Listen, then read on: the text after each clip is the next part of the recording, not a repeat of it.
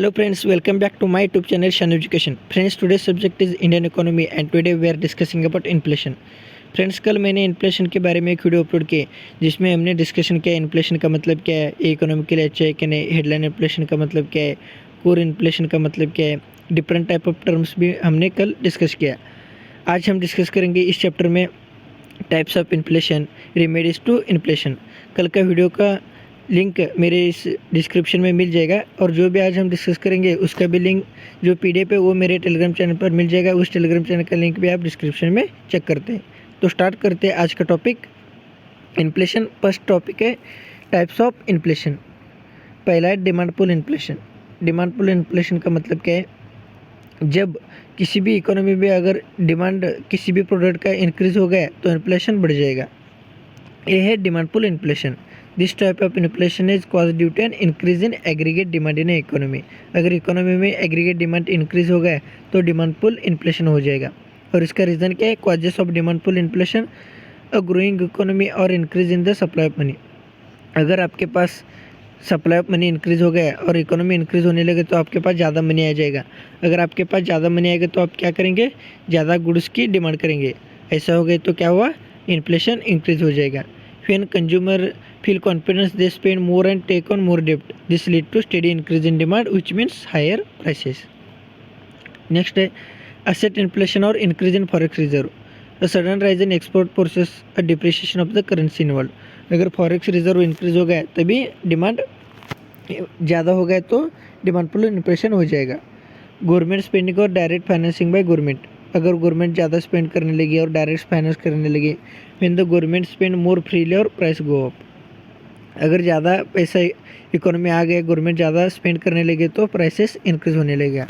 Due to fiscal stimulus increase borrowing. अगर borrowing आप ज़्यादा करने लगे तो आपके पास मनी आ जाएगा। मनी आ जाएगा तो क्या होगा? आप डिमांड करने लगे। डिमांड करने लगे तो मतलब क्या होगा? इन्फ्लेशन बढ़ जाएगा। नेक्स्ट है डिप्रिसिएशन ऑफ रुपये। अगर रुपये का वैल्यू कम होने लगे, डिप्रिसिएशन मतलब अगेंस्ट द डॉलर अगर आपका वैल्यू कम हो गया तो उसे डिप्रिसिएशन कहते हैं। लो अनएम्प्लॉयमेंट रेट। अगर अनएम्प्लॉयमेंट रेट लो है, सभी को एम्प्लॉयमेंट मिलता है इकोनॉमी में, तो आपके पास ज़्यादा एम्प्लॉयमेंट होगी तो आपके पास पैसा होगा, इनकम होगा तो डिमांड बढ़ेगा। नेक्स्ट है effects of demand pull inflation. इसका इफेक्ट क्या है? Shortage in supply. अगर सभी लोग डिमांड करने लगे तो सप्लाई अच्छा नहीं होगा, शॉर्टेज होने लगेगा उसमें। Increase in the price of good inflation. Price of good increase होने लगा क्योंकि जो डिमांड है, जो बेचता है सेलर वो क्या करेगा? डिमांड है इसलिए वो प्राइस क्या करेगा? ज़्यादा करेगा क्योंकि लोग खरीदने वाले ज़्यादा है और जो सप्लाई वो कम है, इसलिए प्राइसेस राइज होने लगेगा। The overall increase in cost of living. और इसका सभी का रीज़न क्या हो जाएगा? Overall increase in cost of living. ये रहा डिमांड पुल इन्फ्लेशन। अब है कॉस्ट पुल इन्फ्लेशन। इसका मतलब है supply related. This type of inflation is called due to various reason. ये क्यों होता है? इसका रीज़न है increase in price of input. Cost push का मतलब क्या है? सप्लाई रिलेटेड है ये। मतलब increase in price of input. Like कोई भी प्रोडक्ट अगर आप खरीदते हो तो उसका जो रॉ मटेरियल लगता है उसका इनपुट जो भी है वो इंक्रीज होने लगे तो प्राइस ऑफ जो गुड्स है वो इंक्रीज होने लगेगा। Hoarding and speculation of commodity. अगर जो सेलर्स है, कोई भी जो दुकानदार है वो होर्डिंग करने अपने पास स्टॉक करके रखने लगेगा मटेरियल, बाद में इसका प्राइस ज़्यादा होगा तो मार्केट में क्या हुआ? उस प्रोडक्ट का वैल्यू इंक्रीज होने लगा क्योंकि शॉर्टेज कर दिया उन्होंने सब जो उन्होंने होल्ड करके, इसलिए क्या होगा? इन्फ्लेशन बढ़ जाएगा। Defective supply chain. अगर सप्लाई चेन अच्छा नहीं रहेगा तो भी इन्फ्लेशन हो जाएगा। Increase in indirect taxes.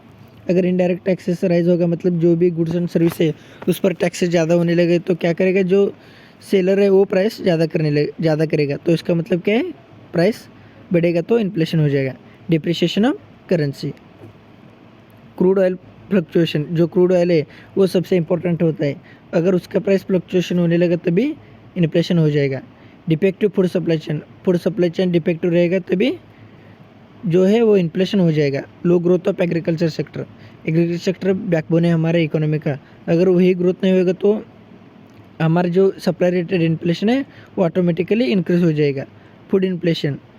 Interest rate increase by RBI. अगर इंटरेस्ट रेट ज़्यादा होने लगा तो कोई भी गुड्स एंड सर्विस तैयार करते कंपनी वो लोन कहाँ से लेते हैं? बैंक से। अगर वहाँ से उनको इंटरेस्ट रेट ज़्यादा लगने लगे तो वो क्या करेंगे? प्रोडक्ट का रेट इंक्रीज़ कर देंगे तो क्या होगा, इन्फ्लेशन हो जाएगा। Cost plus inflation is consider bad among the two type of inflation. जो डिमांड पुश इन्फ्लेशन और कॉस्ट प्लस इन्फ्लेशन है, इसमें कॉस्ट प्लस इन्फ्लेशन को बैड कहते हैं, क्योंकि इसका रीज़न है कि because the national income is reduced along with the reduction in supply in the cost plus type of inflation. इसमें क्या हो जाएगा, नेशनल इनकम भी कम हो जाएगा, साथ ही साथ जो भी सप्लाई है वो भी कम होने लगेगा। ये है कॉस्ट पुश इन्फ्लेशन। नेक्स्ट है remedies to inflation. Remedies to inflation का मतलब क्या है, सोल्यूशन टू इन्फ्लेशन। इन्फ्लेशन कैसे हम कर सकते हैं। पहला है मॉनेटरी पॉलिसी, ये कॉन्ट्रैक्शनरी होता है, ये कौन इंट्रोड्यूस करता है, रिजर्व बैंक ऑफ इंडिया। जो रिजर्व बैंक ऑफ इंडिया है वो उसका मेन एम क्या है, जो क्वांटिटी ऑफ मनी है वो मैनेज करता है to meet the requirement of different sector of economy and to boost the economic growth. ये क्या करते हैं मॉनेटरी पॉलिसी, ये हम देखते हैं। Contraction policy is manifested by decreasing bond price and increasing interest rate. इसमें क्या करता है रिजर्व बैंक ऑफ इंडिया, जो इंटरेस्ट रेट है वो इंक्रीज करता है और जो बॉन्ड प्राइस है वो कम करता है। अगर इंटरेस्ट रेट इंक्रीज करेगा तो लोग क्या करेंगे, ज़्यादा गुड्स और सर्विस परचेस नहीं करेंगे, वो क्या करेंगे, मनी बैंक में इन्वेस्ट करेंगे, तो किसी भी गुड्स का डिमांड क्या रहेगा, कम होगा, तो डिमांड जो रिलेटेड इन्फ्लेशन है वो कम हो जाएगा और लोग बॉन्ड प्राइस में क्या है, इन्वेस्ट करेंगे। तो इसलिए क्या होगा, अल्टीमेटली इन्फ्लेशन कम हो जाएगा और इकोनॉमिक ग्रोथ हो जाएगा। ये है monetary policy, contraction policy. Next है फिस्कल पॉलिसी। मॉनेटरी पॉलिसी और फिस्कल पॉलिसी में डिफरेंट क्या है, फिस्कल पॉलिसी किससे रिलेटेड, टैक्सेशन, गवर्नमेंट स्पेंडिंग और बोरिंग, और जो मॉनेटरी पॉलिसी वो रिजर्व बैंक ऑफ इंडिया से रिलेटेड है, इधर कॉन्ट्रैक्शनरी होता है और एक्सपेंशनरी। कॉन्ट्रैक्शन में इकोनॉमी से आरबीआई क्या करता है, लोगों से पैसा इन्वेस्ट करने के लिए कहती है दूसरी जगहों पर लाइक बॉन्ड में, और एक्सपेंशन में क्या करता है, लोगों को ज़्यादा खर्च करने के लिए ऐसा जो स्कीम है वो लाती है। When the total money supply increasing rapidly than normal it is called expansionary policy. मतलब मनी सप्लाई इंक्रीज होने लगा नॉर्मली तो उसे क्या कहते हैं, एक्सपेंशनरी पॉलिसी, और मनी सप्लाई स्लोअर होने लगा तो उसे क्या कहते हैं, contractionary policy. It deals with revenue and expenditure policy of the government. जो फिस्कल पॉलिसी वो किससे रिलेटेड है, रिवेन्यू और expenditure policy of government. Tools of fiscal policy, direct tax and indirect tax. Direct tax should be increase, indirect tax should be reduce. Direct tax कब increase करते हैं, अगर demand related inflation रहेगा तो direct tax increase करेंगे तो लोगों का इनकम है वो कम होने लगेगा, तो क्या करेंगे, डिमांड नहीं करेंगे तो इन्फ्लेशन नहीं होगा। और indirect tax should be reduce, मतलब जब सप्लाई रिलेटेड इन्फ्लेशन होता है तब क्या होता है, किसी भी चीज़ पर इनडायरेक्ट टैक्स अगर रिड्यूस किया तो वो प्राइस सप्लाई कौन करता है उससे कम हो जाएगा गुड का, तो इन्फ्लेशन कम हो जाएगा। Public expenditure should be decreased. अगर पब्लिक एक्सपेंडिचर कम होगा तो लोगों के पास पैसा नहीं रहेगा तो इन्फ्लेशन कम रहेगा। ये है tools of fiscal policy. Next है supply management measure. Import commodity that are in short supply. जो शॉर्ट है इकोनॉमी में उसको क्या करेंगे, इंपोर्ट करेंगे। डिक्रीज एक्सपोर्ट, एक्सपोर्ट कम करेंगे, क्योंकि हमारे में अगर गुड्स और सर्विस नहीं है लोगों को सेटिस्फाई करने के लिए तो एक्सपोर्ट करके क्या यूज, इसीलिए क्या करेंगे, एक्सपोर्ट कम करेंगे। गवर्नमेंट में put a check on hoarding and speculation, और जो सेलर है वो होल्ड करते हैं स्पेकुलेशन करके, उसको गवर्नमेंट चेक करेंगे। और distribution through public distribution system, और लोगों को पीडीएस सिस्टम में वेरियस जो आइटम है वो डिस्ट्रीब्यूट कर देंगे। तो आज हमने क्या क्या डिस्कशन किया इन्फ्लेशन में, टाइप्स ऑफ इन्फ्लेशन, इसका रेमेडीज़ क्या है, ये आज हमने डिस्कशन किया। कल हम डिस्कस करेंगे इन्फ्लेशन के बारे में डिटेल्स में, उसमें इस पर इकोनॉमी पर क्या इफेक्ट होता है हम कल के वीडियो में डिस्कस करेंगे। Thank you friends, please subscribe shine education.